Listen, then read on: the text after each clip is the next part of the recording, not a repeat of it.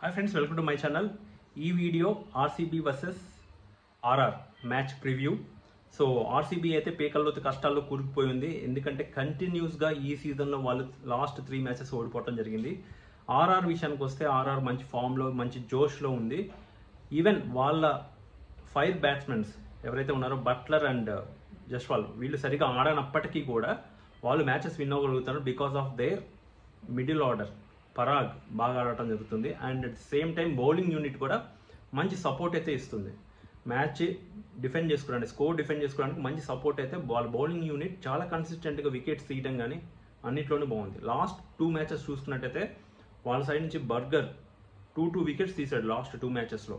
And ఇంకో విషయానికి వస్తే చాహల్ మనకు తెలిసిందే ఐపీఎల్లో ఖచ్చితంగా మంచి బౌలింగ్ అయితే చేస్తాడు. చాహల్ నుంచి కూడా వాళ్ళకి కీ టైంలో వికెట్స్ అయితే దొరుకుతున్నాయి. ఇంకొకరు అశ్విన్ వికెట్స్ తీసినా తీగిపోయినా ఎంతో కొంత రన్స్ కట్టడి చేయడంలో అశ్విన్ కూడా హెల్ప్ అవుతున్నాడు వాళ్ళకి. అండ్ బోల్ట్ స్టార్టింగ్ మనకి పవర్ ప్లేలో తను ఏదో 1 వికెట్ అయినా తీయడానికి స్కోప్ అయితే ఉంది. ఈ విధంగా వాళ్ళ ఆర్ఆర్ టీం చాలా స్ట్రాంగ్గా ఉంది. ఈవెన్ బ్యాటింగ్ ఆర్డర్లో కొంచెం వీక్ కనపడుతున్నప్పటికీ బట్ బౌలింగ్ పరంగా చూసుకున్నట్టయితే వెరీ స్ట్రాంగ్ సైడ్. అండ్ ఎవరు అంటే ఈ ఆర్సీబీ అండ్ ఆర్ఆర్లో నాకు తెలిసి RR is the strongest bowling team. ఇంకా ఆర్సీబీ విషయంలో బౌలింగ్లో ఉన్న ప్రాబ్లమ్స్ ఏంటి అంటే వాళ్ళ దగ్గర ఇన్కన్సిస్టెంట్గా ఉన్నారు ప్లేయర్స్. అంటే ఒక మ్యాచ్లో ఆడిన వాళ్ళు ఇంకొక మ్యాచ్లో ఆడటం లేదు. ఈవెన్ వాళ్ళు తీసుకోవట్లేదు ప్లేయింగ్ లెవెల్లోకి. ఇలా చేయడం వల్ల వాళ్ళకి కాన్ఫిడెన్స్ కూడా తగ్గే అవకాశాలు ఎక్కువ ఉన్నాయి. And at the same time Siraj వాళ్ళ మెయిన్ బౌలర్ ఎవరైతే ఉన్నారో సిరాజ్ తను అసలు ఫామ్లోనే లేడు ఈ సీజన్కి అని చెప్పుకోవచ్చు. మేబీ ఈ మ్యాచ్లో ఏమైనా ఫామ్లోకి వస్తే కనుక it will be very helpful. RCB టీంకి మ్యాచ్ విన్ అవ్వడానికి చాలా మంచి స్కోప్ అయితే దొరుకుతుంది. ఇంకా బ్యాటింగ్ విషయానికి వస్తే కోహ్లీ మంచి ఫామ్లోనే ఉన్నాడు. లాస్ట్ మ్యాచ్ ఆడలేనప్పటికీ కూడా ప్రీవియస్గా ఏదైతే మ్యాచ్లు ఉన్నాయో ఒక మ్యాచ్ ఓడిపోయారు. ఈవెన్ కోహ్లీ బాగా ఆడినప్పటికీ ఓడిపోయారు.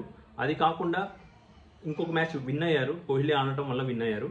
అండ్ లుమినర్ కూడా కన్సిస్టెంట్గా పర్ఫామ్ చేస్తున్నారు. మేబీ తన ఇంపాక్ట్ ప్లేయర్ కింద రాకుండా ఈ మ్యాచ్లో ఒక నార్మల్ ప్లేయర్ కింద వస్తాడనేది నా ఎక్స్పెక్టేషన్. నెక్స్ట్ వచ్చేటప్పటికి దినేష్ కార్తిక్ మొన్న మ్యాచ్ ఫెయిల్ అయ్యాడు కానీ ఆ ముందర మ్యాచ్లు బాగానే ఆడాడు. సో వీళ్ళ ముగ్గురు తప్ప డూప్లెసీ కానీ మ్యాక్స్వెల్ కానీ కెమెరన్ గ్రీన్ కానీ వీళ్ళ దగ్గర నుంచి మనం బ్యాటింగ్ పర్ఫార్మెన్సెస్ ఇప్పుడు వచ్చి పర్ఫెక్ట్ బ్యాటింగ్ పర్ఫార్మెన్సెస్ అనేది చూడలేదు. సో ఫారెన్ ప్లేయర్స్ నుంచి వీళ్ళకి సపోర్ట్ పెద్దగా రావట్లేదు. అన్క్యాప్ ప్లేయర్స్ని వీళ్ళు ఏమైనా యూటిలైజ్ చేసుకోలేకపోతున్నారు. లుమినర్ని కానీ వీళ్ళు ప్రాపర్గా యూటిలైజ్ చేసుకోవడంలో వీళ్ళు ఫెయిల్ అవుతున్నారు. ఇంకా ఆర్ఆర్ బ్యాటింగ్ విషయానికి వస్తే హిట్ మ్యాన్కి ఛాన్స్ ఇప్పటికి వచ్చి రాలేదు బ్యాటింగ్ చేయడానికి.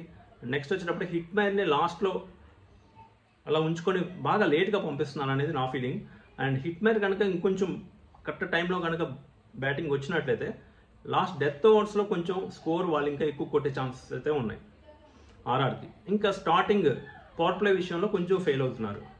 సో ఇవి అయితే ఉన్నాయి. పరాగ్ కనుక ఆడకపోతే జస్వాల్ అండ్ బట్లర్ వీళ్ళు ఫామ్లో లేరు, వాళ్ళు ఫెయిల్ అవుతున్నారు. సంజు శాంసన్ కానీ పరాగ్ కానీ ఈ మిడిల్ ఆర్డర్ కనుక ఆడకపోతే ఖచ్చితంగా RR will be in trouble. So RCB bowlers కనుక వీళ్ళని అటాక్ చేయగలిగినట్టయితే జస్వాల్ బట్లర్ అండ్ పరాగ్ ఈ 3 వికెట్స్ కనుక ఎర్లీ ఇంటర్వెల్స్లో తీయగలిగినట్టయితే ఎర్లీ ఓవర్స్లో వితిన్ 10 ఓవర్స్లో ఈ 3 వికెట్స్ కనుక పడగలిగితే సో ఆర్సీబీకి ఛాన్స్ ఉంటుంది. బేసిక్గా ఈ గ్రౌండ్ వచ్చేసి బౌలింగ్కి అనుకూలమైన గ్రౌండ్ అని అనుకుంటారు కానీ ఈ సీజన్లో ఎస్పెషల్లీ ఈ సీజన్లో రాజస్థాన్లో జరిగిన మ్యాచెస్ జైపూర్లో జరిగిన మ్యాచెస్ అన్నీ కూడా 185+ స్కోర్ కొట్టారు. 185+ స్కోర్ ఫస్ట్ బ్యాటింగ్ చేసిన వాళ్ళు కొట్టారు, సెకండ్ బ్యాటింగ్ చేసిన వాళ్ళు కొట్టారు. సో 185+ స్కోర్ అంటే హై రన్నింగ్ స్కోర్, అంటే ఎక్కువ బ్యాటింగ్కి స్కోప్ ఉన్న పిచ్చెస్ అనేది చెప్పుకోవాలి మనం. So at the same time ఇది చాలా బిగ్ పిచ్చెస్ అనమాట. సో బౌండరీ లెంత్ చాలా ఎక్కువ ఉంటుంది.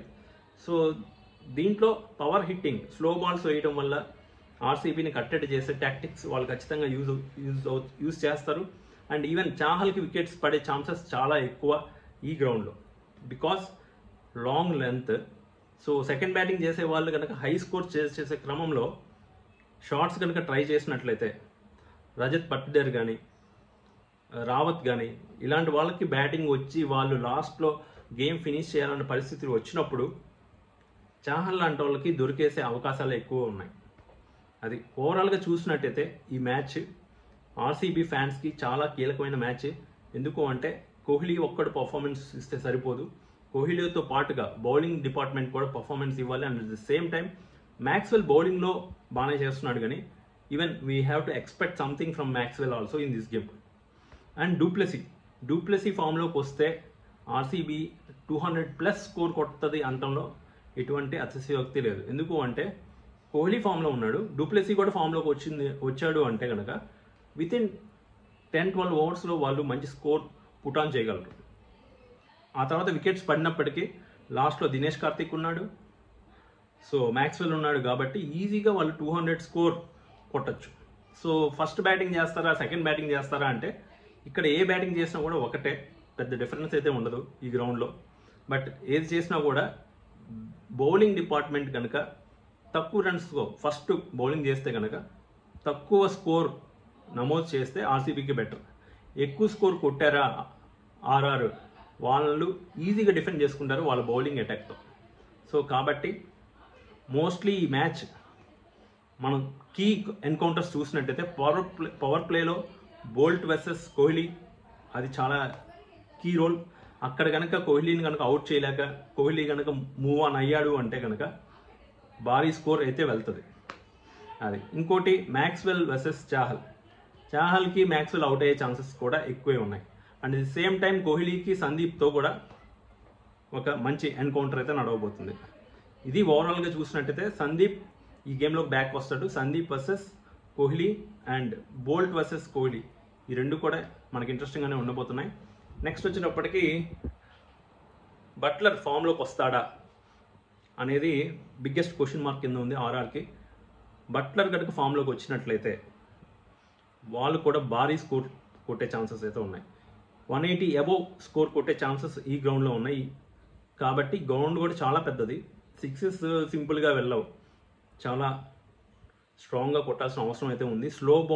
బౌలర్స్ స్లో బాల్స్ వేసినప్పుడు చాలా జాగ్రత్తగా ఆడాల్సిన అవసరం అయితే ఉంది. ఎందుకు అంటే లాంగ్ ఆన్లో క్యాచెస్ ఎక్కువ వచ్చేసే అవకాశాలు ఎక్కువ ఉన్నాయి ఈ గ్రౌండ్లో.